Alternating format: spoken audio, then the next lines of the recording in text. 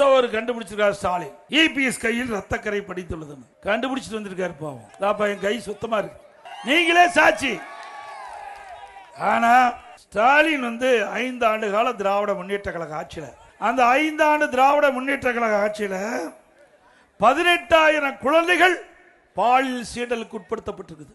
18,000 குழந்தைகள் இன்றைக்கு நீதிமன்றத்தின் மூலமாக வழக்கு நடைபெற்று கிட்டத்தட்ட 6,000 பேருக்கு போக்சோ வழக்கின் மூலமாக நிவாரணம் வழங்கப்பட்டதாக நீதிமன்றத்தில் வழங்கப்பட்டிருக்கின்றது.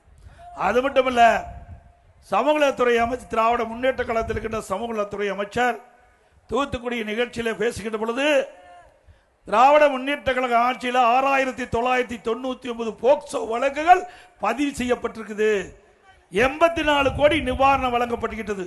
போக்சோ வழக்குனா சிறுமிகள், பெண் சிறுமிகள், அந்த குழந்தைகள் பாலியல் சீண்டலுக்கு உட்பட்டா அதுதான் போக்சோ வழக்கு பதிவு செய்ய முடியும். ஒரு ஆட்சியில ஒரு அமைச்சர் கொடுத்த வாக்கு மூலம் 6,999 சிறுமிகள் பாதிக்கப்பட்டிருக்குன்னா, அப்ப என்ன ஸ்டாலின் அப்பப்போ பேசுறார், என்னை அப்பா அப்பா என்று அழைக்கின்ற பொழுது மகிழ்ச்சியா இருக்குன்னு சொன்னார் திரு ஸ்டாலின் அவர்களே. சுமார் 18,000 குழந்தைகள் பாலியல் சீண்டலுக்கு உட்படுகின்ற பொழுது, அது கதறுகின்ற பொழுது, அப்பா அப்பா என்று கதறுகின்ற பொழுது உங்கள் செவிக்கு எட்டவில்லையா?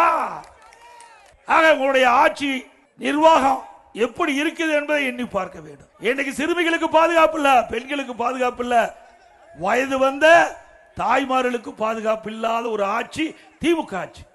எங்களை பற்றி பேசுவதற்கு அருகதை கிடையாது. தகுதி இருக்குதா? சட்டத்தின் ஆட்சி அண்ணா திமுகவில் நடைபெற்றது. உங்களுடைய ஆட்சியில சட்ட சந்தி சிரித்துக் கொண்டிருக்கின்றது. சட்டம் அடியோடு சீரழிந்து விட்டது தமிழகத்திலே. வேண்டுமென்றே திட்டமிட்ட அவதூறு பிரச்சாரத்தை மேலும் தொடர்ந்தால் அதற்கு எங்களுடைய தொண்டர்களே தகுந்த பதிலடி கொடுப்பார்கள். ஸ்டாலின் அவர்களே,